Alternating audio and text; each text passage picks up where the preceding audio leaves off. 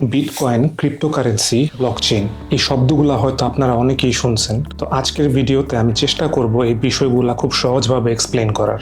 Bitcoin হলো একটা digital মুদ্রা যেটা প্রায় সময় ক্রিপ্টোকারেন্সি নামে পরিচিত। 2008 সালে কোনো এক অজানা ব্যক্তি বা গোষ্ঠী যারা কিনা সাতোশি নাকামোটো নামে পরিচিত, তারা এই কারেন্সির উদ্ভাবন করে। আমাদের প্রচলিত অর্থ ব্যবস্থার মতো এই কারেন্সি কাজ করে না। এই কারেন্সি কাজ করে পিয়ার টু পিয়ার টেকনোলজিতে। এর মানে হইতেছে এই কারেন্সির ট্রানজেকশনে কোনো কেন্দ্রীয় ব্যাংক বা কোনো প্রতিষ্ঠানের হস্তক্ষেপ দরকার হয় না। পিয়ার টু পিয়ার টেকনোলজি কম্পিউটারগুলোর কেন্দ্রীয় সার্ভারের উপর নির্ভর করায় না, সরাসরি একে অপরের সাথে ডেটা ভাগ করে নেয়। এই প্রযুক্তি সাধারণত ফাইল শেয়ারিং নেটওয়ার্ক এবং ব্লকচেইন সিস্টেমে ব্যবহার করা হয়। এখন আসলে আমরা জানি ব্লকচেইন কি।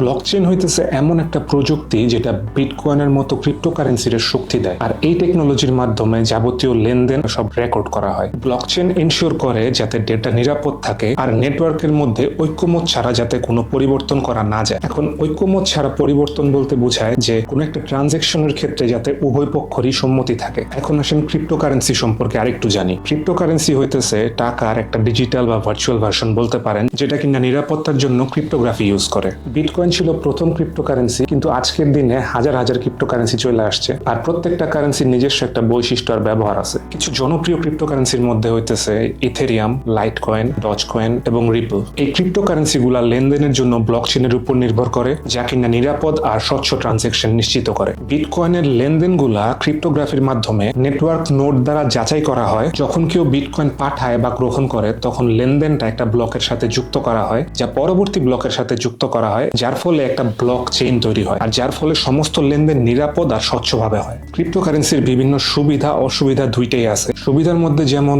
লেনদেন ফি অনেক কম, দ্রুত হস্তান্তর করা যায় আর অনেক বেশি নিরাপদ। আর যদি অসুবিধার কথা বলি, ওই ক্ষেত্রে কারেন্সির মার্কেট প্রাইস প্রতিনিয়ত আপ ডাউন করে। যারা এই ক্রিপ্টোকারেন্সিগুলা নিয়ন্ত্রণ করে, ওই প্রতিষ্ঠানগুলোর সাথে অনেক সময় অনেকটা অনিশ্চয়তা কাজ করে। অতিরিক্ত সিকিউর হওয়ার পরেও নিরাপত্তার ঝুঁকি কিন্তু সবসময় থাকে। সো আপনারা যখন ক্রিপ্টোকারেন্সিতে বিনিয়োগ করবেন, তখন প্রপার রিসার্চ, বিষয়গুলো প্রপারলি বুঝার পর তারপর গিয়ে আপনারা বিনিয়োগ করবেন। এই ক্রিপ্টোকারেন্সির কনসেপ্টটা অনেক বিশাল, সংক্ষেপে জিনিসটা এক্সপ্লেন করা একটু কষ্টকর, তারপর আমি চেষ্টা করছি টুকটাক জানানো। সো আপনাদের যদি আরো কিছু জানার থাকে জিজ্ঞেস করেন, আমিও জানতেছি, আপনাদেরও জানাইতেছি।